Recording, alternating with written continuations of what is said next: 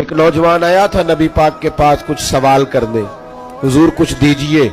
سرکار سب کو دیتے ہیں، بلکہ صحابہ فرماتے ہم نے تو کبھی لفظ لا حضور سے سنا ہی نہیں، حضور سب کو عطا کرتے۔ لیکن اس شخص نے آ کے جب سوال کیا نا یا رسول اللہ کچھ دیجئے، تو نبی پاک نے فرمایا تیرے پاس کچھ بھی نہیں۔ اس نے کہا ایک کمبل اور ایک پیالہ ہے میرے گھر میں۔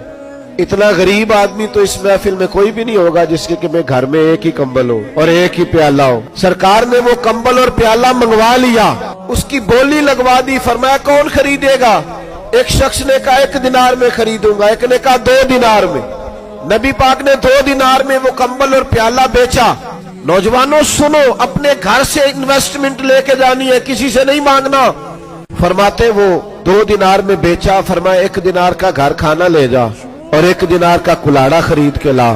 فرماتے وہ کلاڑا خرید کے لایا تو اس میں دستہ نبی پاک نے اپنے دستے مبارک سے لگایا، اور حضور نے فرمایا جا جا کے جنگل سے لکڑیاں کاٹ کے بیچ، کھا بھی اور کھلا بھی، تو محنت کر، 15 دن نظر نہ آنا۔